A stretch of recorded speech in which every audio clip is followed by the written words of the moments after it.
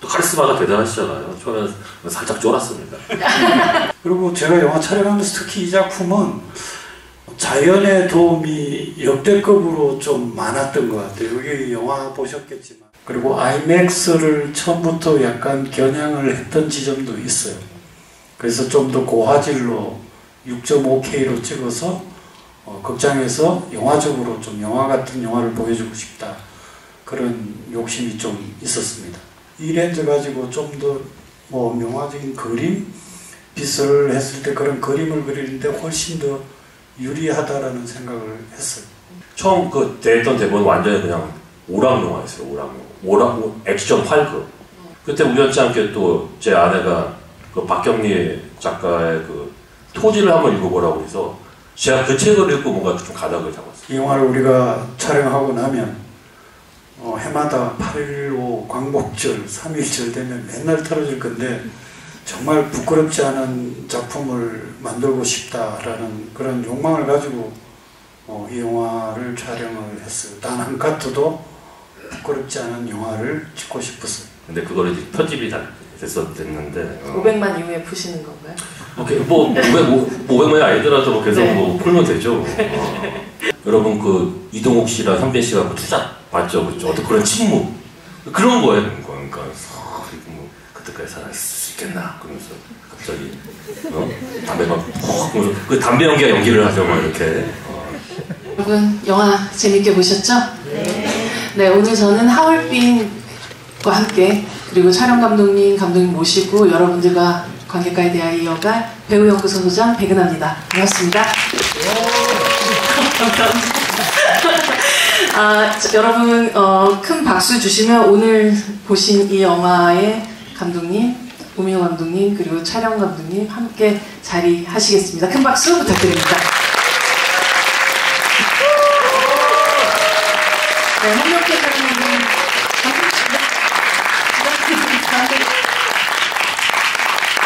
저희 인사하고 자리에 앉을게요. 촬영 인사 반갑습니다. 자리에 앉아주시죠. 뭐 오늘 처음 보신 분들도 있으실 테고요.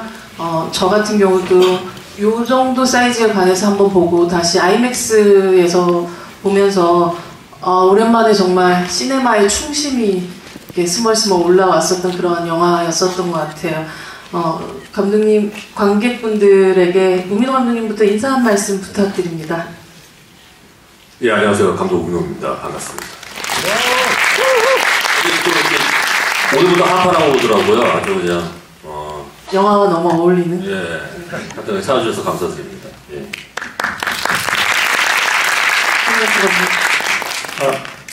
안녕하세요. 홍경표 촬영 감독입니다. 네, 반갑습니다. 사실 뭐 우민호 감독님도 그렇고 홍경표 촬영 감독님도 그렇고 제가 느끼기도 그렇고 많은 충무로 분들이 다 얘기하시는 그 충무로의 가장 뜨겁고 불같은 분들이신데 그런 두 명의 감독님 만나서 완성한 가장 차갑고 시린 영화가 바로 하얼빈이라는 영화였었던 것 같아요. 두 분이 함께 하신 첫 작업이시잖아요. 사실 서로에게 처음엔 좀 어떤 기대들을 안고 함께 작업을 시작을 했고 작업을 완성해 나가시면서 서로에게 발견한 가장 의외의 부분과 가장 감탄했었던 부분이 있다면 어떤 부분들이셨을까요? 뭐 저야 뭐 홍명 촬영하는 우리 한국 영화의 뭐 전설적인 촬영 감독님이십니다. 여러분들 아시다시피 뭐 기생충, 뭐 설국열차, 말로 표현할 수 없는 정말 많은 작품들 하셨는데 저는 원래 제 입봉작이 파괴된 사나이가 있었는데 그 작품부터 사실은 대본을 드렸어요. 같이 하고 싶어가지고. 근데 그때 뭔가 여러 가지 좀 안 맞아 스케줄도 그렇고 인지사 이제 6개째인데 이 작품이 네. 하게 됐는데 뭐 하면서 정말로 또 카리스마가 대단하시잖아요. 처음에는 살짝 쫄았습니다. 그것도 있었는데 근데 되게 오픈 마인드시더라고요. 그럼 다르게 그러니까 감독이 또 어떻게 찍고자 하는지에 대해서 되게 귀 기울이시고 그 방법들을 되게 찾아내시려고 하시고 소통이 정말 잘 됐어요. 감독님이랑. 그러면서 그 현장에서 어떤 그런 감독님이 또 캐치하는 되게 그 동물적인 감각이 있으시거든요. 그건 정평이 나 있습니다. 그 보통 이제 야외에서 찍을 때 그때 이제 정말로 저는 야외에서 그 빛을 컨트롤하는 촬영 감독님은 처음 봤어요. 정말 그 정도로 정말로 놀라운 지점들이 한두 가지가 아니었죠.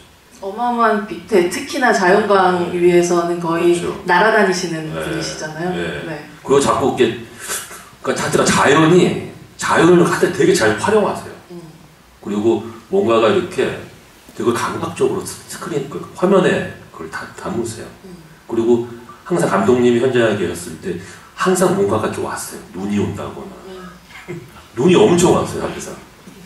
항상 그리고 눈이 안 오면 뭐 바람이 불거나 자연을 컨트롤까지 하시는 기운까지 좋으신 감독님. 그런 게 있었어요. 네. 운이 좋았죠. 7월은 운이고 근데 좀 기다린 것도 많습니다. 근데 사실 촬영 감독이 어떤 걸 기다리거나 해를 기다리거나 바람을 기다리거나 그건 사실 또 감독이 그거를 지원을 해주고 서포트를 해줘야 또 가능할 수 있는 거죠.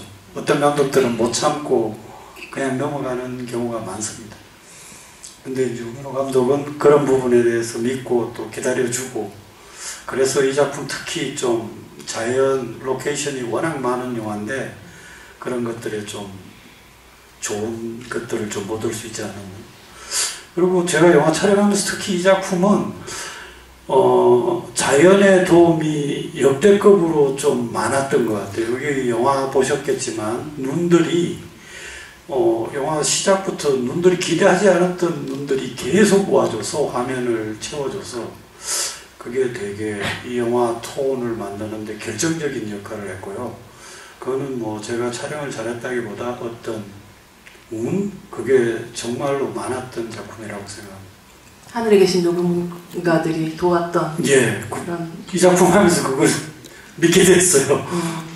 우민호 감독님이 사실 거의 데뷔작 때부터 계속해서 함께 하시고 싶으셨던 또 어떤 감독님으로서 꼽았다고 금방 말씀을 하셨는데 감독님도 사실 우민호 감독님의 작품들을 멀리서 또 바라보면서 어떤 생각들도 하셨고 함께 작업하시면서 어떠한 또 팀워크를 이루셨는지가 또 궁금해요. 감독님 입으로. 저도 뭐 내부자 남산의 부장들을 특히 제가 너무 좋게 봐서 그러고 나서 이제 연락이 와서 만났는데 나랑 케미가 너무 맞아요. 저랑 성격이 너무 비슷해요.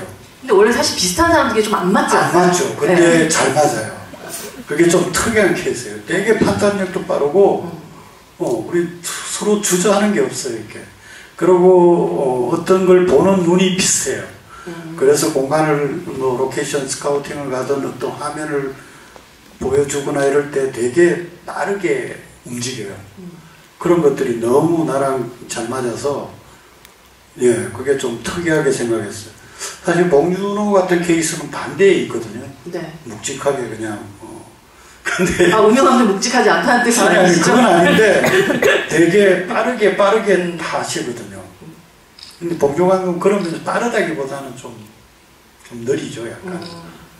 근데 되게 결정 빨리빨리 하고 나랑 좀 많이 잘 맞았어요. 이렇게 생각보다.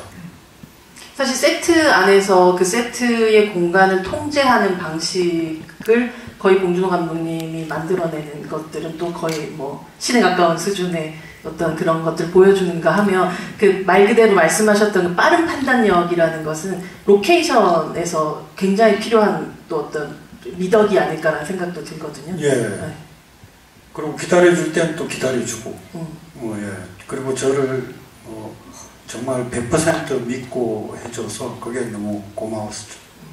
서로 신뢰관계가 있었기 때문에 그랬던 것 같아요. 근데 그 신뢰가 바로 만들어져요? 그럼요. 보면 알죠.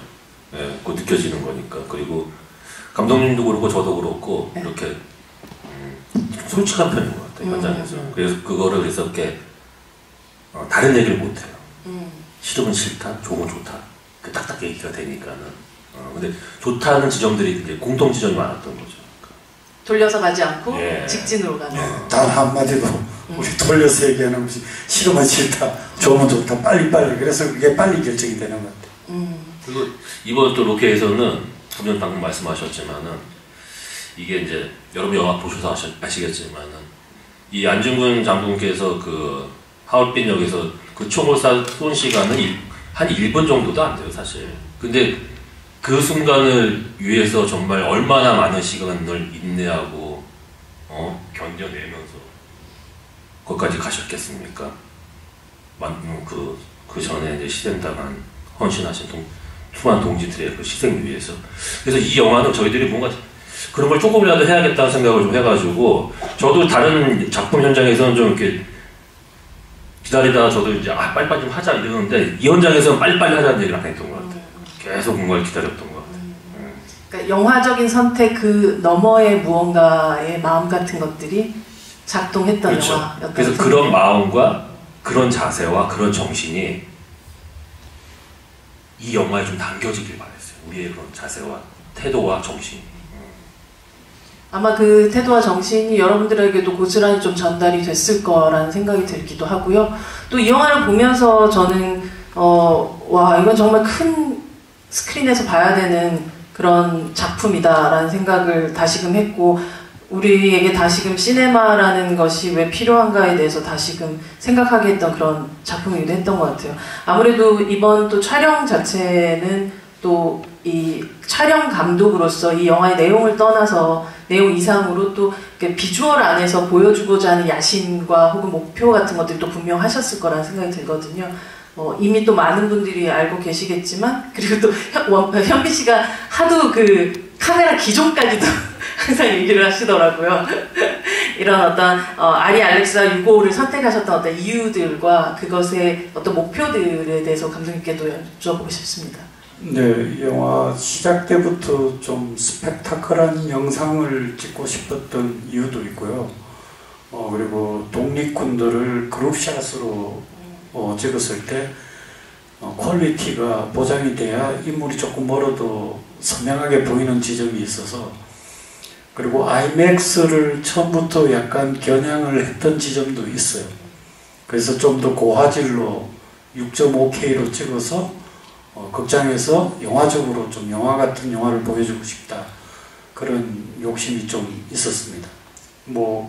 그리고 이 렌즈나 이게 지금 굉장히 퀄리티가 좋기 때문에, 그리고 테스트를 꽤 많이 했어요, 여러 가지 것들을. 그래서 이게 온전히 좀 영화를 제대로 시네마틱하게 아이맥스에서 보여주고 싶었던 열망이 있었습니다. 그래서 이 독립군의 이야기들을 좀 더 감독님 항상 얘기하는 숭고한 느낌, 스펙타클하고 장엄하고 좀 그런 느낌을 좀 화면에 담고 싶었습니다. 실제로 보면 아주 스펙타클함은 살아있지만 어디 한쪽도 왜곡이 없는 어떤 샷들이라는 생각을 했거든요. 예, 이 렌즈 자체가 되게 보통 4K의 렌즈보다 같은 미리스에서 화각이 굉장히 넓어요. 그래서 좀 더 좁은 공간에서도 훨씬 넓게 잡히기 때문에 인물들도 그렇고 공간을 좀 더 확실하게 보여줄 수 있고, 와이드지만 왜곡이 전혀 없습니다. 그래서 좀 더 리얼하게 보여줄 수 있는 장점이 있죠.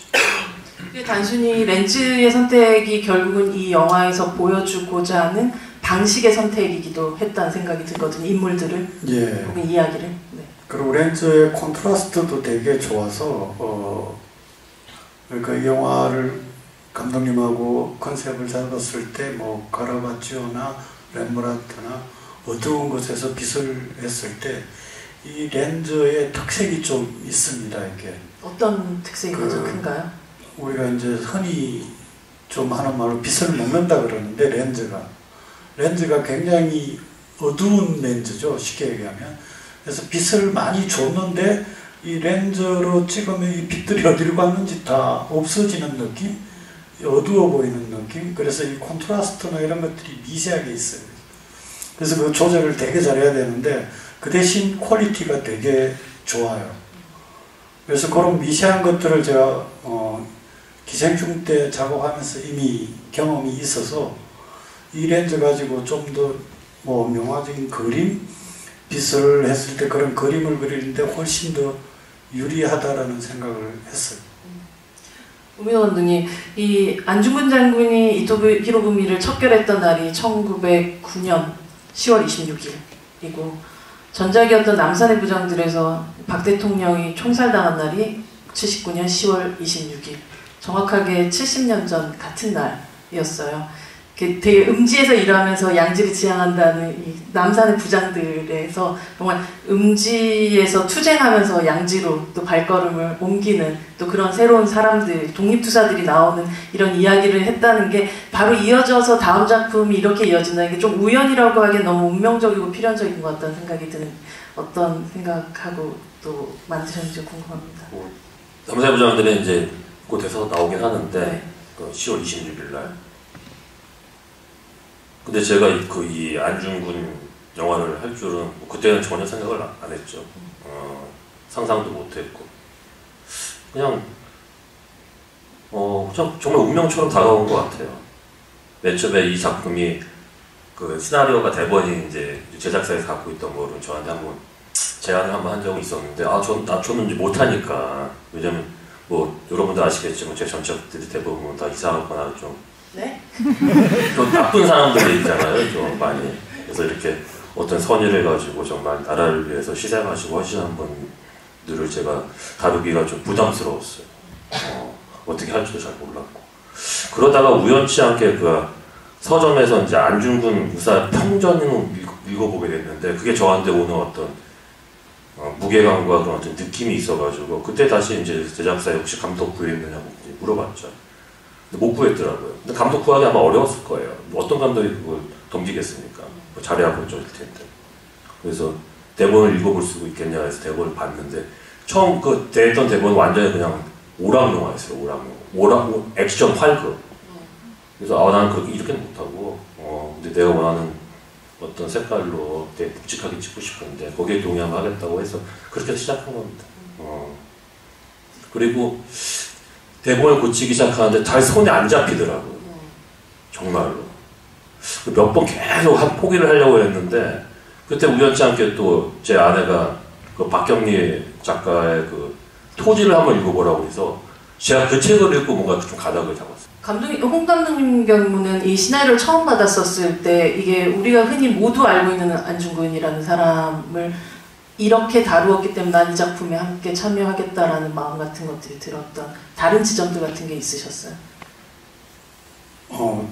저도 뭐 이 영화를 하게 될 줄은 몰랐고요. 처음에는 저도 좀 망설이긴 했어요. 이렇게 쉽게 얘기해서 국뽕 영화라 그러면서 굳이 내가 이걸 할 수 있을까? 해야 되나? 근데 이제 우민호 감독 만나고 시나리오를 읽고 그렇지, 내가 우리나라의 독립군 영화를 제대로 한번 찍어보자. 이렇게 뭐 상업적이니 예술적이니 오락적이니 이런 걸 떠나서 제대로 한번 이분들의 어떤 것들을 찍어보자 하는 욕심이 생겼습니다. 그리고 시나리오도 여러 가지 이제 제가 좋아하는 겨울 장면들, 눈, 뭐 이런 오지에 가서 찍는 이런 느낌들이 있어서 그걸 꼭 해보고 싶었던 만주 벌판에 말 달리는 장면, 이런 것들 좀 찍어보고 싶은 욕망이 있었고, 그리고 제대로 좀 찍어보고 싶다는 생각을 했어요. 이렇게 오민호 감독이랑도 얘기했지만, 이 영화를 우리가 촬영하고 나면 해마다 8.15 광복절, 3.1절 되면 맨날 틀어질 건데 정말 부끄럽지 않은 작품을 만들고 싶다라는 그런 욕망을 가지고 이 영화를 촬영을 했어요. 단 한 카트도 부끄럽지 않은 영화를 찍고 싶었어요. 그게 정말 이 영화 안에 들어있습니다. 정말. 여러분 박수 한번 부탁드립니다. 우민호 감독님, 이창섭이 안중근 장군에 대해서 설명하는 그 표현이 저는 조금 다르게 느껴졌던 것 같아요. 고결하다라는 표현을 쓰거든요. 우리가 어린 시절부터 봐왔던 이 장군에 대한 어떤 묘사에서 고결하다 뭐 이런 느낌보다는 항상 위대하다라든지 아주 뭐 용맹스러운 분이다, 용감한 분이다 뭐 이런 느낌은 많이 받았죠. 이 고결하다라는 단어를 이 마지막 말에 쓰게 됐었던 이유는 무엇이었나요? 제가 안중근 평전을 읽으면서 느꼈던 겁니다. 그러니까 이분 제가 아는 하는 그런 어떤 지점들이 되게 용감하시고 위인이고 영웅인데 이분이 되게 고결하시더라고요. 특히 그 동양평화 그 감옥에서 그 동양평화론에 대한 그걸 이제 쓰시다가 이제 사형을 당하셨는데 그 이전부터 그 생각을 하고 계셨어요. 동양평화론. 그러니까 사실 그 이토 히로부미를 죽였지만은 이분은 보니까는 사람들을 살리는 사람이었다고 저는 느껴졌어요. 죽이는 사람이. 죽이는 사람이 아니라. 그래서 사실은 그 일본군 포로도 놓아준 거고, 그리고 아시겠지만은 그 누구지? 김상현도 네. 다시 한번 기회를 주는 거고. 그래서 기침이 나가는 거. 그래서 그런 지점에서 저는 그 안중근 장군을 되게 고결하게 봤던 것 같아요. 이 영화의 장면들이 너무 한 장면 한 장면 이렇게 걸어놓고 싶을 만큼의 그런 순간들이 되게 많았는데 특히 영화가 시작되면 여러분들이 목격하듯이 이 두만강 얼음 두만강의 부감샷이 보여지는데 이 두만강 얼음의 크랙이 거의 뭐랄까 혈관처럼 보이기도 하고 굉장히 독특한 패턴을 만들어 나가고 있거든요. 이게 전혀 CGI가 없는 전혀 그 자체가 우리 이 영화의 주제하고도 맞물려 있어서 그 장소를 찾기에 정말 엄청나게 멀리 갔습니다. 그 자체가 그림이라고 생각했기 때문에 그 장소 가서 그 한 컷을 찍기 위해서 정말 여기서 몽고 비행기 타고 가서 이틀 동안 차를 타고 들어가서 영하 40도에 호수 위를 다시 2시간 들어가고 딱 한 컷과 몇 컷을 찍기 위해서 끝까지 가서 근데 그때 그 촬영 그 첫 장면을 찍고 나서의 어떤 희열 같은 게 있었습니다. 그때 되게 사실 저는 지금 요즘이 더 추운 것 같아요. 그때 거기서는 추위를 전혀 못 느꼈는데 이 하얼빈의 영화 찍으면서 겨울 내내 추위를 별로 못 느꼈는데 요즘은 정말 너무 춥네요. 서울에 있으니까. 그 몽골 흡수골 호수였죠. 그 장면 찍고 나서 첫 장면 찍고 나서 우민호 감독이랑 되게 좋아했던 기억이 납니다. 영화의 인트로이기 때문에 그게 정말 시간이 조금만 흘러도 바람이 불어도 거기가 다시 눈이 덮여서 그런 게 안 보이거든요. 눈 덮어지면. 그래서 그걸 빨리 찍으려고 준비했던 기억이 납니다. 전체 호수 안에서도 어떤 부분이 어떤 한 스팟만 스팟이 그렇죠. 느낌이 나는 거죠. 예. 어느 정도로 그 스팟을 찾아서 헤매셨던 건가요? 우리가 한 2시간? 한 정도, 한 시간 반, 2시간 정도 그 차량으로 이동을 하는 거죠. 한 70대 차량 이동합니다. 70대 차량. 얼음판. 그리고 그 장소가 맨날 바뀌어요. 바람 불면 거기가 다시 눈이 덮여서 그런 장소가 계속 바뀌는 거죠. 그럼 헌팅을 갔다가 여기다라고 깃발 꽂아도 다른 미리 이제 몽골 그 선발대가 가서 사진을 찍어서 우리한테 보내는 거죠. 근데 거기 해도 그 다음날 또 바뀔 수도 있는 거죠. 근데 운이 좋았던 거죠. 그래서.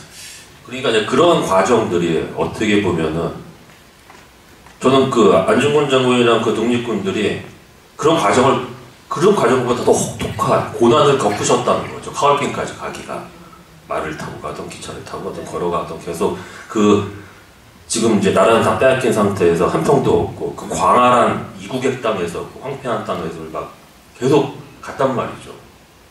결국에 이제 최종 목적지는 하얼빈이었지만 저희도 마찬가지였던 것 같아요. 비슷한 길을 같이 가보겠다. 이게 가다 보면은 뭔가 이제 그런 느낌들이 이제 받게 되는 거죠. 뭔가 숙연해지고, 뭔가 육체는 되게 피로하지만 뭔가 정신은 되게 깨끗해지는 느낌? 몽고 그런 게 있죠. 이렇게 그 추위도 사실 화면 보는 것보다 훨씬 추워요. 좀 바람이 매섭고. 근데 그 추위를 뭐 느끼 이런 것보다는 다른 것들을 느끼는 게 되게 많았어요. 몽고. 그래서 전혀 추운 느낌도 들지 않을 정도로. 예. 근데 결국은 관객들에게 이런 냉감과 어떤 통감이라는 것들을 느끼게끔 해주는 그런 부분들이 분명히 필요할 텐데 여기서 김상현에게 많은 고문들 중에서 독가스 고문을 선택을 했어요. 우리가 흔히 생각할 때 이런 뭐 독립운동을 다뤘던 영화들이나 뭐 이런 뭐 고문 장면이 나올 때 대부분 아주 물리적으로 구타를 한다거나 그 상처가 보이는 형태의 고문들을 선택하는 경우들이 많은데 이 독가스 고문을 선택했다는 거는 사실 즉각적으로 시각하기에 난이도가 꽤 높은 그런 선택이란 말이죠. 이런 선택을 하신 데는 분명한 이유들이 있으셨을 것 같고, 그걸 사실 시각화시키는 걸 또 감독님은 하셔야했기 때문에 이 장면에 대한 두 분의 이제 어떤 이야기들과 설계가 좀 궁금합니다. 일단은 뭐 그런 독립투사를 위한 뭐 그런 종류의 영화에서 항상 뭐 손톱을 뽑는다든지 뭐 같은 걸 자른다든지 뭐 피를 보고 항상 그러는데 거꾸로 매달. 거꾸로 매달고. 일단 우리는 그렇게는 찍지 말아보잖아요.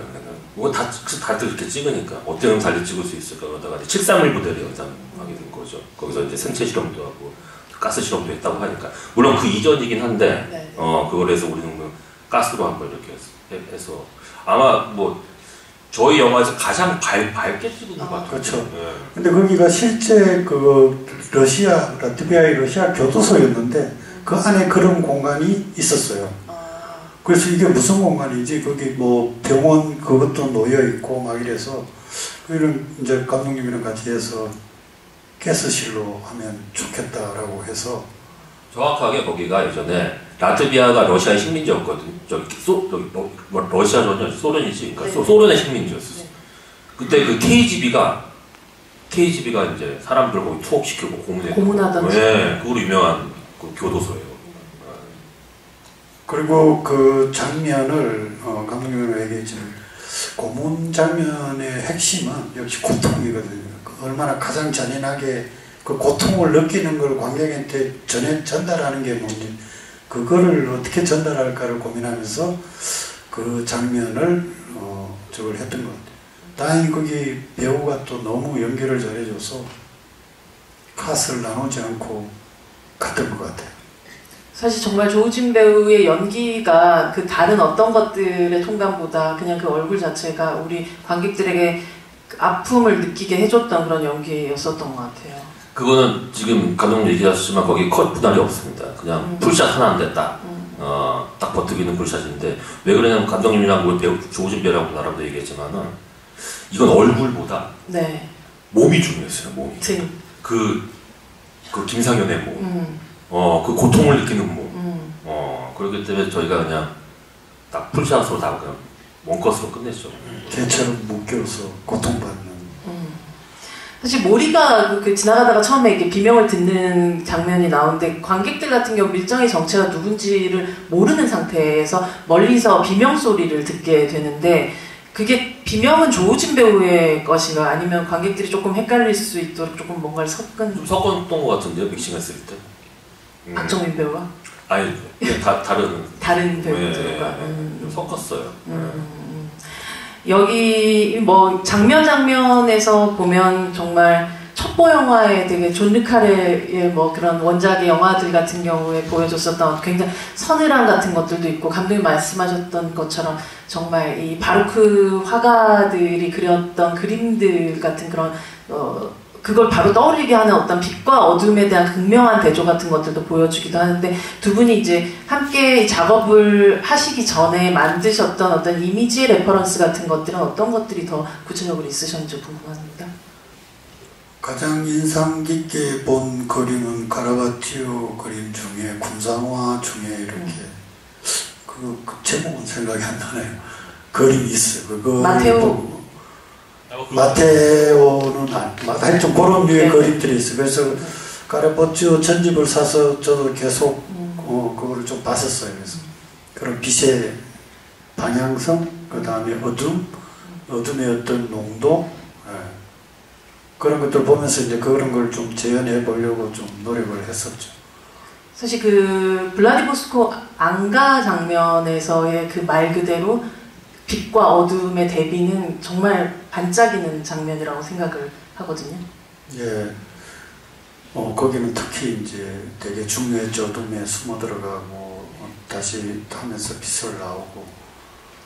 예, 그 장면은 안중근이 그러니까 현빈 씨가 들어가고 그 어둠 안으로 들어갔다가 눈이 반짝이기도 하고 최정의 눈물이 떨어지기도 하는 그런 것들. 근데 대부분 하얼빈에서는 우리는 이제 그 독립군들 안중근을 비롯해가지고 좀 어둠 속에 많이 이렇게 넣었던 것 같아요. 그 장면도 특히 사실은 원래는 이게 이제 현빈 씨 아이디어거든요. 그 구석진 어둠 속으로 들어가. 자기 감정이 그렇다는 거죠. 왜 그러냐면 그렇게 철저하게 실패하고 난 다음에 동지들은 또 죽고, 그러니까 자기가 뭔가 그 두려움과 그 고뇌를 속에서 그 어둠 속으로 들어갈 수밖에 없었다고 그러더라고요. 그럼 두 분이 설계하신 거라기보다 배우가 오히려 라이트는 그렇죠. 라이트는 우리가 설계하고 어둠에 들어가는 거는 배우가 그렇게 하고 그래 그러면 우리가 라이트를 이렇게 해서 움직였을 때 돌렸을 때 얼굴에 빛이 이렇게 닿는 방향 이런 것들은 이제 배우의 움직임을 보고 우리가 다시 조절을 했죠.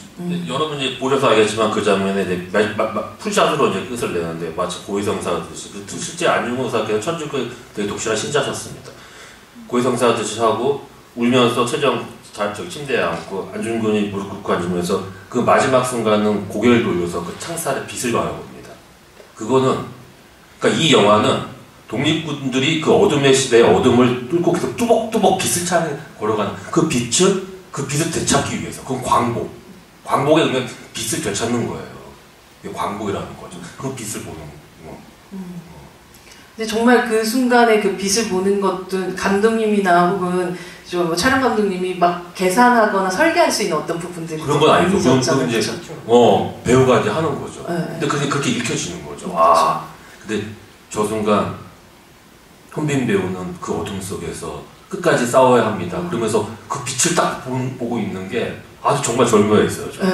저는 정말 그게 유재명 배우의 떨어진 눈물이 거기서 딱 맺힌 것도 현장에서 눈물 떨어지는 거를 처음 봤었어요. 깜짝 놀랐습니다. 그 소름 끼쳤을 것 같다는 생각이 들기도 하고요. 그리고 처음에 공부인이 등장하는 저는 그 샷은 한 폭의 그림 같다는 생각을 했거든요. 거기는 그런 라이팅은 처음부터 견지를 했을 거예요. 그건 테스트 때 동굴에서도 그 자연광을 부드럽게 비추면서 배악은 어둡게 하고 하는 그 라이팅은 미리 많은 테스트도 했었고 그런 것들을 했었어요. 그래서 그 장면은 그렇게 하려고 작정하고 했습니다. 세트에서. 이 영화 속에서는 다양한 로케이션이 등장을 하지만 제가 생각할 때는 배우의 얼굴이야말로 가장 스펙타클한 로케이션이자 각자 다른 지형을 가진 자연이라는 생각을 하게 되는데요. 감독님께 좀 듣고 싶어요. 아무래도 배우들의 클로즈업이 다른 영화에 비하면 좀 적은 작품이긴 하지만 그 각각의 배우들의 얼굴의 풍경을 담을 때 어떤 마음이셨는지가 궁금합니다. 현빈 배우부터 한 분 한 분 조금 생각해 볼까요? 일단 안중근 장군은 우리가 아는 그런 영웅의 이미지가 있지만 그 너머에 뭔가 다른 지점들을 좀 포착하고 싶었어요. 특히 그분이 가졌을 어떤 고뇌, 어떤 두려움, 그분의 또 그런 어떤 나약함은 뭐였어요. 이게 계속 강하게만 갈 수는 없었을 테니까요. 계속 흔들리셨을 텐데 그런 지점들을 되게 담으려고 이렇게 바라보지만은 그런 클로즈업을 남발하지도 않았던 이유는 뭐냐면은 그렇다고 해서 우리가 그 모습을 좀 떨어져서 관객들이 보길 바랬어요. 저는. 그거는 감독님도 얘기하셨지만 마치 그 액자에 걸린 그 명화를 감상하는 듯한 느낌을 바랬거든요. 그러니까 모든 인물도 좀 그렇게 바라보려고 노력을 했던 것 같아요. 막 밀착해서 막 초상화처럼 그리는 것이 아니라 막 밀착해서 이렇게 보여주는 게 아니라 좀 이렇게 떨어져서 그거를 관람이 아니라 뭔가 좀 감상할 수 있게끔 그런 지점들을 조금 그렇게 담았던 것 같아요. 얼굴들을. 그러니까는 당연히 연민이 있었겠지만 되게 또 떨어져서 보려고 노력했던 것 같아요. 아무래도 감독님이 다만악 같은 경우에 박정희 배우하고 이미 한번 만났지만 그때 보여줬었던 이 배우의 얼굴과 이 우덕순의 얼굴은 또 굉장히 다른 얼굴이잖아요. 네, 박정희 배우는 정말 독특한 배우인 것 같아요. 그래서 처음에 우덕순 했을 때 약간 맞나 이랬는데 막상 분장하고 다 옷을 입고 나왔는데 어느 순간 대사를 탁 쳤는데 우덕순이 돼 있더라고요. 그래서 너무 신기했어요. 정말 변화를 너무 자연스럽게 하는 배우인 것 같아요. 그 외에 배우들의 얼굴들에 대해서 조금 더 코멘트를 해주신다면 뭐 공부인의 전여빈 배우 이제 공부인은 좀 강직한 그 이미지가 있었죠. 보통의 뭔가 이 조선의 여자 땡게 좀 강한 독립군 여성상을 가지고 있어서 빛도 그렇고 강렬한 그 라이트가 들어가면서 동굴에서도 그렇고 좀 더 이렇게 부드럽지만 강한 빛을 받는 그 얼굴을 조명을 했어요. 공부인한테는. 우덕수는 되게 이게 이제 씬이 좀 잘려서 저기 편집돼서 그러는데 그런 씬이 있는 전사가 설명되는 부분들이 있는데 우덕수는 사실 동학운동을 했던 사람입니다. 그래서 양반들을 때려 죽이고 그랬던 사람이고 그래서 되게 뭔가 상공 같은 되게 거칠고 우직한 스타일의 어떤 산사나이 동학운동을 하는 사람 그런 어떤 이미지로 만들려고 노력을 했고 김사영 같은 경우에는 당시에 그 되게 양반 출신이에요. 그래서 뭔가 좀 생각은 되게 많고 어딘가 모르게 유약한 지식인 같은 느낌을 제가 우진 씨한테 욕을 했어요. 그래서 둘이 이렇게 상반된 느낌에서 근데 이제 뭐 나라를 빼앗겼는데 뭐 양반이고 상놈이고 어디 있습니까? 혼잡고 싸워야죠 같이. 그런 장면이 있어요 사실은 초반에. 근데 그거를 이제 편집이 됐는데 500만 이후에 푸시는 건가요? 뭐 500만이 아니더라도 뭐 계속 네. 뭐 풀면 되죠. 여러분들 질문도 조금 이어서 받으면서 저희 또 사이사이 질문해 보겠습니다. 질문하실 분 손 들어 주십시오. 네, 여기 가운데에 지금 여기 회색 옷 입으신 분, 그쪽으로 가겠습니다. 안녕하세요. 안녕하세요. 음향 부분에 대한 이야기기는 한데 영화에 보면은 안중근 의사의 숨소리가 되게 강조돼서 들리는 장면이 2군데 정도가 있는데 첫 번째가 그 폭탄 터지고 나서 숨었을 때 그때 숨소리가 굉장히 크게 들리고 그다음에 마지막에 사형당하기 전에 이렇게 그쵸. 두건 같은 걸 둘러쓰고 장면에서 굉장히 크게 들리는데 그 부분은 어떤 거를 그러니까 인간으로서 약한 모습 같은 거를 강조하려고 한 건지 그 두 장면에서만 숨소리가 굉장히 크게 들렸던 이유가 그거 좀 컨셉이었습니다. 믹싱할 때 두드러지게 저기 마차가 폭파하고 뭐 폭탄을 다 거기서 이제 두려움이죠. 그 두려움, 공포 그런 걸 표현하려고 그 숨소리를 한 거고 그 사형당했을 할 때는 그 숨소리가 이제 끝까지 뭔가 그래도 처연하게 그걸 받아들였죠. 그렇지만 또 인간이기에 갖는 그 죽음에 대한 공포가 그리고 끝까지 그 숨을 쉬려고 하는 그런 생명성 그런 걸 좀 보여주고 싶었습니다. 네. 사실 그 사형당하는 장면 같은 경우는 그 전에 모든 장면들의 스펙타클과는 다르게 굉장히 심플한 연극 무대처럼 연출을 했던 거거든요. 굉장히 미니멀한데 그 장면을 그렇게 연출하셨던 혹은 그렇게 찍으셨던 이유가 있으신가요?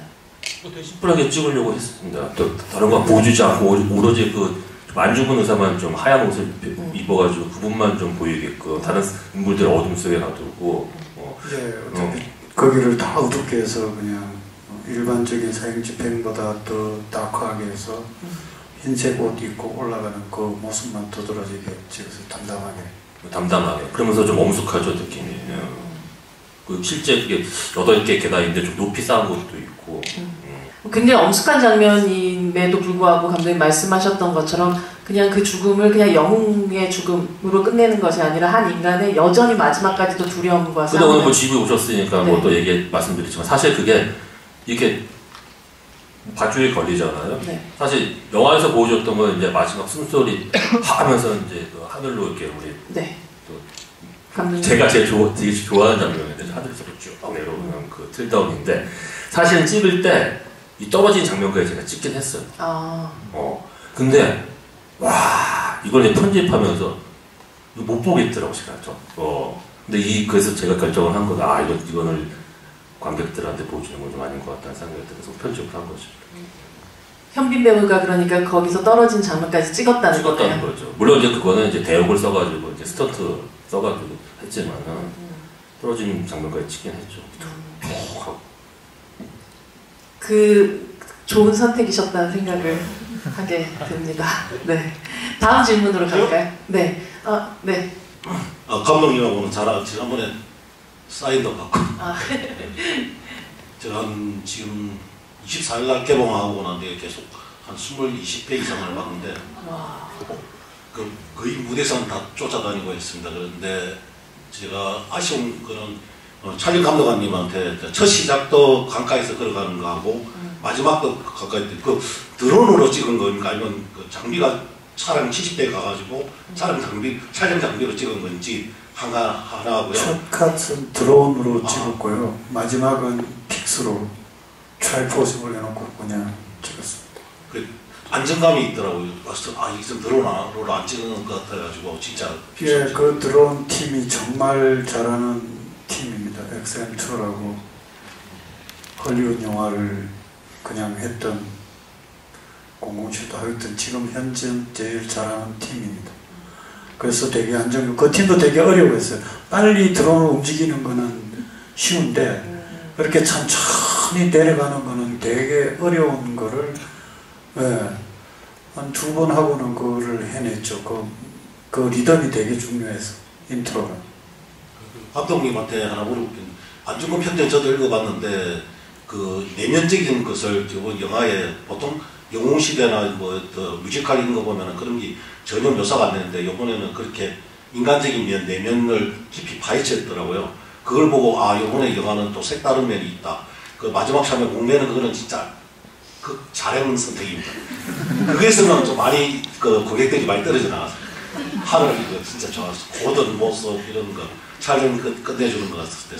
그 내면적인 걸 표현을 그렇게 하셨는데 그런 이렇게 표현한 이유가 있는지.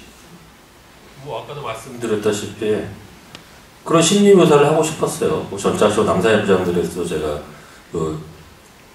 김규평, 이병헌 씨가 했던 그 캐릭터도 그 내면 제가 파헤쳤듯이 그 안중근의 내면을 파헤치고 싶었어요. 그가 갖고 있던 어떤 고뇌와 어떤 고통과 두려움, 그리고 이 사람이 그런 것들을 다 느끼면서 극복하면서 어떻게 용기를 낼 수 있었을까, 그런 결정을 할 수 있었을까, 그런 걸 찾아보고 싶었어요. 되게.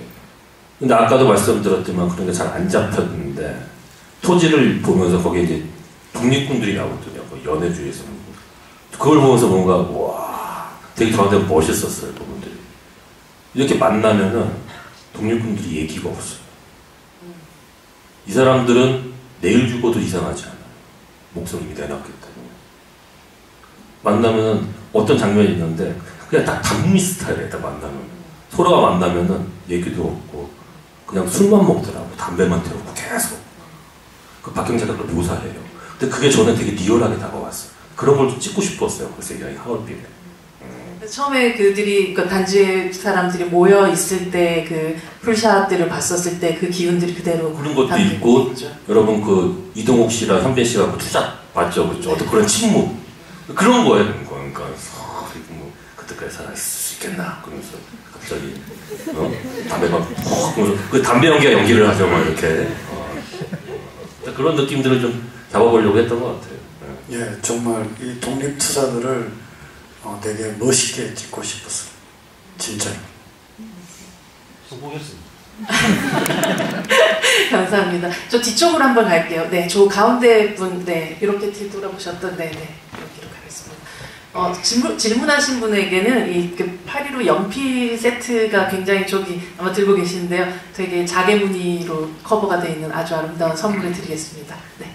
그 마지막에 이토 히로부미 이제 암살 컷에서 그게 제일 하이라이트인데 왜 하늘에서 찍으셨는지, 컷을 나누지 않고 뭐 좀 더 강조를 한다든지 그런 거 없었지? 그리고 좀 대담한 결정이었다고 생각했는데 그럼 그 결정을 할 때 이렇게 해도 되나 싶은 걱정은 없으셨는지 궁금합니다. 그 장면 사실 이제 촬영 감독님이랑 계속 우리가 찍어다니면서 거의 마지막 촬영 부분에 있었는데 그 하얼빈 역이 계속 고민을 했어요. 과연 콘티 사내에는 얼굴도 있고 다 있습니다. 보통 그런 장면들을 어떻게 찍냐면 여러분도 다 아시겠지만 총을 쏘는 안중근 얼굴, 빅클로즈 빡. 그 다음에 심지어 총까지 막 클로즈업 보여줘요. 어떨 때 그 나가는 총구에 나가는 총알까지 보여줄 때도 있습니다. 그리고 이제 그 총알에 맞고 쓰러지는 뭐 이토 히로부미 얼굴. 보통 이렇게 찍죠 다들. 천천히. 극적으로 드라마틱하게 도파민이 확 나올 수 있게, 뿜어 나올 수 있게. 근데 그렇게 남들도 많이 찍었으니까 이걸 우리 어떻게 다르게 찍어볼까 생각을 하다가 제가 이제 이 영화가 결국 하고자 하는 거는 안중근 장군이 하얼빈 역에서 성공할 수 있었던 거는 그 전에 많은 동지들의 희생과 헌신이 있었기 때문에 그 위에서 할 수 있었던 거라고 생각을 했기 때문에 그 순간만큼은 그 장면을 가장 보고 싶었던 사람이 누굴까라는 생각을 했을 때 이거는 먼저 하늘나라로 간 동지들이다. 그 순간을 기다리는. 그래서 그거를 이제 동지의 시점으로 하늘에서 축복하고 지금 결정을 한 겁니다. 사실 그 거사를 치르기 전에 공부인과 함께 만나서 마지막 인사를 나눌 때 공부인이 그렇게 그 대사를 하잖아요. 하늘에 있는 동지들이 지켜주라고 그렇죠. 얘기하는. 그래서 이제 저는 마지막 말씀 하신 것 같은데 감독님 어떻게 걱정은 안 하셨어요? 걱정했죠.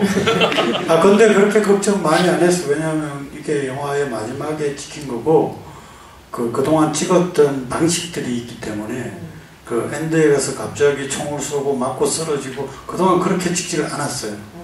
우리가 초반 전투 장면도 그렇고 중간에 나오는 마차 폭파하면서 하는 장면들도 일반 액션 영화처럼 쏘면 총 맞으면 폭파하면 사람들이 막 쓰러지고 피토하고 막 이런 것들을 한 명을 찍어서 보여준 기억이 없어요.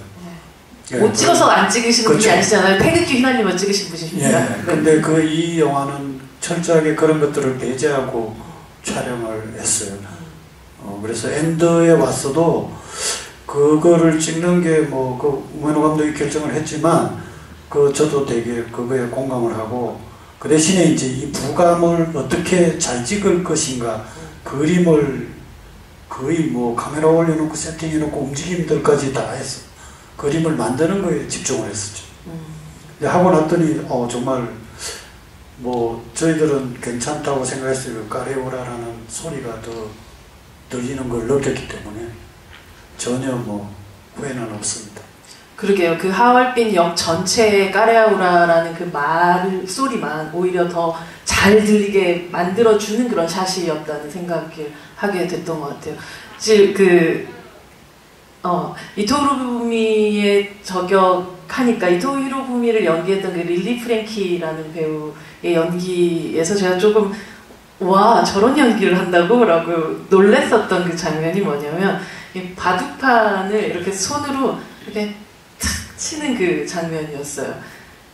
이 스냅이 주는 굉장한 모멸감 같은 걸 느끼게끔 하더라고요. 막 위압을 떠는 것도 아니고 아주 강렬하게 치는 것도 아니고 그렇게 정말 하찮게 쳐내는 그 손목은 그 배우가 만들어낸 장면인가요? 아니면 감독님과 어떤 부분 근데 그게 대본에 있죠. 대본에 그대로 있던 거를 배우가 한 거죠. 그렇게 그 제스처를 그 느낌대로 자기가 해석한 이토 히로부미의 그 캐릭터의 성을 가지고서 그 느낌대로 지금 방금 말씀하셨지만 되게 센 것도 아니고 그것들 있잖아요. 그 느낌이. 네네. 그리고 보셨겠지만 아마 우리나라에서 만든 그 일제강점기 시대 영화 중에서 이토 히로부미가 가장 그래도 품격 있게 다루지 않았나 생각이 드는데 저는 그거는 왜 그러냐면은 그 해석은 우리나라랑 일본은 다릅니다. 되게 다를 수밖에 없겠죠. 당연히 그 이토 히로부미도 일본에서는 또 영웅이에요. 유인이고 일본의 근대화를 이끌었던 사람이고 그렇기 때문에 우리한테는 물론 적이고 처단해야 할 사람이긴 하지만은 그래서 제가 그 릴리 프랭키 한국 배우가 한 것도 아니고 직접 일본 배우가 제가 하기로 원했걸 릴리 프랭키가 했기 때문에 저는 그 부분에 대해서는 릴리 프랭키 해석을 따라갔어요. 안중근은 내 해석이 들어갔지만은 이거는 릴리 프랭키가 해석을 해라고 했어요. 그냥. 그 배우가 결정하고 해석했던 그 정도의 느낌이었던 건 거죠. 일단 한 가지 주문한 건 되게 카리스마가 있었으면 좋겠다. 이게 이토 히로부미가 되게 비열하거나 이런 건 좀 나는 관심 없고 뭔가 그래도 안중근이 처단한 인물이지만 그 사람도 되게 큰 인물처럼 보였으면 좋았겠다는 생각이 들어서 되게 카리스마 있는 인물이었으면 좋겠다는 주문을 했죠. 디렉션. 네. 다음 질문으로 가겠습니다. 감독님이 한 분 질문하실 분. 네, 선택하는 영광을. 네.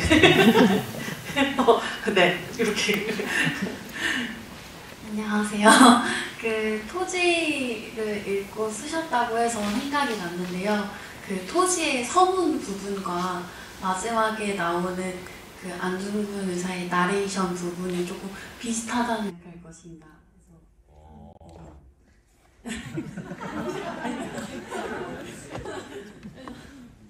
뭐 일맥상통한 지점이 있네요. 그런 지점이 영향을 받았나 보네요. 어찌됐건 제가 사실은 우리나라 그 여러 존경하는 뭐 한강 작가님도 계시지만 제가 가장 존경하는 작가님이 박경규 작가님이시거든요. 많은 영향을 받은 것 같아요. 특히 이 작품에서는. 그 토지의 소설은 뭐냐면 결국 하고자 하는 이야기는 그 우리나라 사람 그 민족이 정말 모진 생명성이라고 저는 느꼈어요.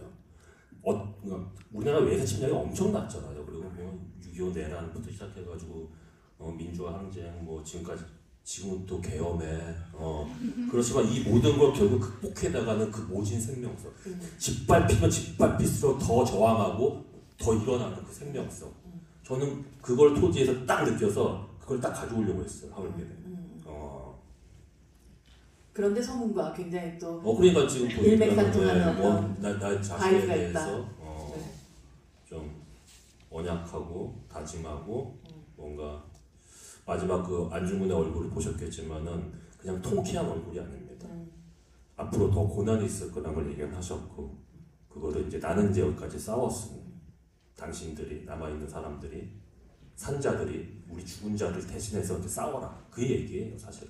그래서 저는 이 영화를 보면서 이분들에 대한 어떤 고마움도 있지만은 죄송스러운 마음을 더 느꼈으면 좋겠다는 생각을 했어요 관객들이. 그럼 한 가지 더 여쭤보자면 그 첫 장면에 나오는 그 얼어붙은 강가에서 아예 연출이 없는 정말 자연 그대로 찍으신 건지 그 크랙들을 직접 만드시지 않고 정말 자연 그대로 아주 그 직접 그 만들 수가 없고 그건 원래 있는 그대로를 찍기를 원했어요. 사실 그 마지막 장면 같은 경우는 상당한 배우에 대한 믿음이 없으면 그렇게 결정할 수 없는 장면이라고 생각을 하거든요. 관객을 향해서 바라보면서 어쨌든 나레이션이 흐르는 그냥 한 사람의 얼굴만으로 모든 것들을 보여줘야 되는 장면이라서 그 장면 찍을 때 비하인드들이 좀 궁금합니다. 그러니까 테이크가 어느 정도 갔었는지 궁금해요. 그때는 정말로 계속 기다리지 않았어요? 계속 바람을 좀 기다렸어요. 그게 눈보라가 치려고 하는데 오다가 말다가 막 이러는 거예요. 그래서 근데 조금만 더 있으면 뭔가 흐려지면서 그게 올 것 같아서 기다렸던 기억이 있습니다. 네, 배우가 좀 힘들었어요. 혼자서. 그리고 또 제 주문은 그때 기온이 뭐 영하 뭐 엄청난 날씨였어. 이거는 뭐 추운 것도 아니에요 사실은. 근데 물론 우리가 정신력이 있었기 때문에 더 추위를 못 느끼고 찍었지만 그때 열정을 막 찍으니까요. 근데 제가 그때 배우한테 되게 현빈 씨한테 주문을 되게 많은 거야. 근데 어떤 얼굴로 가야 돼? 그냥 비장한 것도 있지만은 뭔가 또 슬프기도 하고 처연하기도 하면서 뭔가 그리고 되게 단호한 느낌이지만은 미래를 걱정하기도 하면서 희망을 주기도 하고 뭔가 제가 되게 복잡한 주문을 했습니다. 그런데 그거를 어떻게 오묘하게 또 해내더라고요 그 배우가. 네, 그리고 거리도 되게 중요했어가지고요. 배우가 카메라에서 어느 정도에 서야 되는지 정말 그걸 정확하게 맞춰줘야 되는. 맞추려고 좀 너무 가까워도 안 되고 또 너무 멀어져도 안 되는 그 지점을 찾느라고 되게 고심했던 기억이 있네요. 정말 알아서 딱 깔끔하고 잘하게 한 그런 주문인 거잖아요. 그러니까 난 잘 모르겠지만 열심히 잘해봐라. 정확히 아시네요. 보통 감독들이 역시 배우 선생님은 배우 전문가시라고 아시는 것 같은데 보통 감독들이 현장에서 배우한테 주문을 단순하게 주는 게 좋습니다. 저도 단순하게 주는 편인데 감독들이 배우한테 주문을 복잡하게 주문은 그걸 알아서 하라는 얘기예요. 그래서 알아서 몇 테이크 정도가 정확하게 기억 안 나는데 꽤 간 것 같아요. 한 10테이크 이상 간 것 같은데. 네, 좀 가긴 그래서 바람 때문에도 그렇고 몇 번 거리감도 그렇고 네, 좀 몇 번 간 것 같아요. 거의 순서대로 찍으신 셈이신 거죠? 꼭 순서대로는 아니었고. 네네. 아, 그리고 뭐 홉스쿨 같은 경우는 뭐 처음에 드론 장면, 드론 장면을 먼저 찍었고요. 그 네네. 맑은 때. 그 다음에 이제 그걸 찍고 나서 나머지 장면들을 찍기 시작했었어요. 네, 마지막 질문 한 분만 더 받을게요. 감독님이, 오민호 감독님이 한 분만. 네, 두 번째. 네. 안녕하세요. 저도 두 번 관람을 했는데요. 아이맥스에서 보고 오늘 일반 상영관에서 봤는데 저는 이 영화 이제 비주얼 컨셉이 아주 저는 과감하고 참신하다고 생각을 했어요. 근데 이제 말씀 들으면서 뭐 카라바조나 렘브란트의 명화들을 이제 참고를 하셨다고 하니까 또 이해가 되는 부분인데 제가 또 궁금했던 거는 어쨌든 이제 우리가 촬영 이야기에 있어서 원근감이 저는 굉장히 이제 많은 원래 영향을 끼친다고 생각을 하는데 거의 하얼빈을 보면서 원근감을 느꼈던 장면이 거의 없어요. 그래서 인물이 평면에 있고 그리고 그 공간의 뭔가 텍스처나 질감이 더 잘 보이고 우리 후경보다는 정경이랑 중경에 포커싱이 된 이제 뭔가 장면들이 대부분 줄을 잃었다고 생각을 하는데 거기서 이제 어떤 감독님 두 분께서 좀 질감이나 텍스처에 관련된 고견을 나누신 게 어떤 게 있나 좀 궁금해가지고 질문 드렸어요. 텍스처는 이 영화의 생명이라 영화는 처음부터 끝까지 텍스처가 많은 말을 한다고 생각하기 때문에 그걸 찾아서 라트비아 그다음에 몽고 이런 데를 갔죠. 라트비아에서도 그 텍스처를 찾으려고 정말 고 있는 데만 가서 찍었어요. 그런 낡은 오래된 돌 그거는 이 영화의 핵심이었죠. 단 한 카트도 그거가 배제된 샷은 없어요. 그런 거친 텍스처를 살리는 게 되게 중요했고 그게 그 시대의 어떤 분위기와 공기를 만들어준다고 생각을 했어요. 그리고 그게 또 한편으로 그들의 내면의 어떤 지금의 마음을 또 대변한다고도 생각을 했기 때문에 계속해서 되게 리얼한 그런 텍스처들을, 그런 돌들을, 그리고 그런 이끼들을, 그런 곰팡이들을 계속 쫓아다녔던 것 같아요. 근데 현장에서는 되게 마법처럼 만들어지는 어떤 자연이 만들어주거나 환경들이 만들어주는 그런 순간들이 한두 번은 마법처럼 찾아오게 마련이잖아요. 아까 설명하실 때도 눈에 대한 이야기도 많이 하셨지만 혹시 와 이거는 정말 설계할 수도 재단할 수도 만들 수도 없었지만 찾아왔다. 신화산 전투죠. 네. 그 광주에 50년 만에 내린 폭설이기 때문에 그건 대본에도 없어. 눈은 대본에도 없고 그 진짜 눈이고 딱 촬영을 갔는데 정말 내리더라고. 그 폭설이 온 거죠. 깜짝 놀래가지고 정말 감독님이랑 저랑 이거 무조건 찍어야 된다고 해가지고 얘기하시죠. 네, 그래서 찍다가 진짜 눈이 녹아서 큰일 났다. 고사 지내고 고사를 지냈는데 진짜 눈이 너무 많이 와서 눈이 많이 와달라고 고사를 지냈는데 정말 너무 많이 와서 와서 감독님이 그래서 진짜 한 3일을 쉬었죠. 눈 때문에. 그 올라가는 길들을 다 치우느라고 포크레인으로. 근데 그 눈 때문에 우리가 한 3주 정도를 촬영을 할 수 있었어요. 더 이상 안 녹아서 이제 근데 여기서 여러분 보셨던 눈은 단 한 장면도 한 것도 가짜 눈이 없어요. 다 진짜 눈이에요. 실제로 계속 눈이 내렸어요. 어딜 가다 라트비아에 가면 라트비아에 눈이 내리고 몽골에 가면 몽골 그 사막에도 눈이 내리고 막 계속 눈이 내리더라고요. 눈과 다 실제 눈. 몽고 사막에서도 눈이 왔고 라트비아의 체가구역 네. 거기도 눈이 갑자기 왔고 말 타고 떠나는 장면에서도 갑자기 눈도 오고 안개도 끼어지고. 근데 이렇게 찍기는요 제가 봤을 때는 아마 전 세계에서 유일무이하지 않을까 좀 그렇게 생각. 대부분 가짜 눈 써요. 좀 어쩔 수 없어요. 안 내리니까. 여러분 혹시 아실지 모르겠지만 눈 하면 유명한 영화가 있습니다. 클래식인데 닥터 지바고라고. 네. 그거 보신 분도 계시고 안 보신 분도 계시겠지만은 그거 한번 볼 기회가 생기시면 계속 그 눈이거든요. 러시아에. 그거 가짜 눈이에요. 보시면. 근데 우리 하얼빈은 진짜 근데 그 신화산에서 내 신호를 기다리게 하고 이제 이동국 씨랑 같이 있을 때 갑자기 눈보라 팍 치는 그것도 그냥 분 거예요. 아 그런 거예요? 네, 자연적으로 분 거 확 갑자기 딱 친 거예요. 우리가 뭐 강풍기에 있어서 한 게 아니에요. 그때 이동욱 배우가 그래서 눈을 기다리면서 찍는 영화 처음 해를 기다리고 바람을 기다리는 거 봤는데 눈이 또 계속 오진 않아요. 오다가 좀 멈추거든요. 그러니까 눈을 기다리면서 편집에서 좀 나간 부분이 있는데 눈 기다리면서 찍었던 장면들도 좀 있었어요. 네, 뭐 이야기 한 장면 한 장면 이야기를 하자면 뭐 끝이 없을 것 같다는 생각이 드는데요. 감독님들 이 영화에서 마지막으로 정말 한 장면만을 남길 수 있다면 어떤 장면을 각자 남기고 싶으신가요?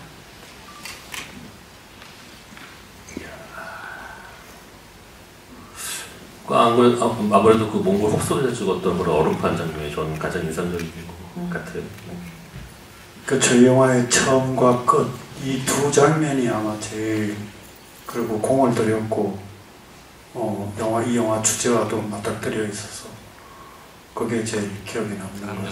아까 말씀드린 감독님 저랑 그 취향이 똑같다니까. 신전신 네 그러시네요. 그리고 그 엔드 장면은 맞아 우민호 감독 이런 얘기했어요. 이게 구천을 떠도는 것 같다라는. 안중근 장군의 묘지도 없고 지금 그 유해가 없잖아요. 근데 그때 현장에서 그 얘기를 했던 것 같아요. 이렇게 촬영 끝나고인가 이 장면이 무슨 구천을 떠도는 안중근 장군의 어떤 그런 느낌이 든다고. 그 일본 분들이 그 유해를 되게 알 수도 없는 곳에 뿌려놔가지고 그걸 여태까지 찾지도 못하고 있는데 마지막 그 장면 찍고 와서 전 느꼈던 게 정말 안중근 장군이 구천을 떠돌면서도 우리나라를 이렇게 걱정하는 듯한 느낌이 들었어요. 정말. 그 찍고 와가지고. 그 얘기를 내가 현장에서 듣고 되게 그럴 수도 있다라는 그런 느낌을 좀 받았었어요. 네, 감독님 오늘 함께 해주신 관객분들에게 마지막 인사를 하면서 오늘 이 자리 마감하도록 하겠습니다. 올해가 광복 80주년이라고 합니다. 그래서 이번 정부가 좀 이상하긴 하죠, 사실은. 이번 정부에서 그 광복 이달의 독립운동이라는 책자를 발간했어요. 여러분 잘 찾아보시면 알겠지만은. 근데 그 책자에 안중근 장군의 하얼빈 늙어가 빠졌습니다.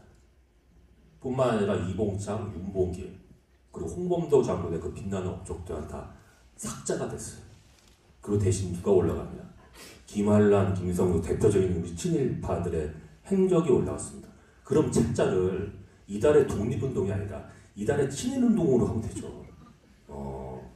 이건 여러분들 잘 생각해 보시고 하여튼간 영화 이제 보셨으니까 꼭 기억해 주시고 꼭 기억해야 될 것 같습니다. 우리가 이거 하여튼간 새해 신차게 출발하십시오. 예, 고맙습니다. 네, 큰 박수 부탁드립니다. 감사합니다. 네. 네, 추운 날씨에도 불구하고 하얼빈 영화를 사랑해 주셔서 너무 감사합니다. 저도 정말 이 영화를 시네마라고 하는 영화관에서 볼 수 있는 영화로 정말 전심을 다해서 촬영한 영화입니다. 사랑해 주셔서 감사합니다. 네, 감사합니다. 오늘 날씨가 많이 춥다고 하니까 내일도 감기 조심하시고요. 오늘 이 함께했던 자리에 대해서 많이 SNS에서도 올려주시고 또 많은 분들에게 널리 눈발처럼 날려주시기 바랍니다. 그리고 혹시 들어오실 때 사인 포스터 못 받으신 분은 꼭 나가실 때 받아서 가시면 감사하겠습니다. 감사합니다. 오늘 자리해 주셔서 안전하게 들어가십시오. 감사합니다. 감사합니다.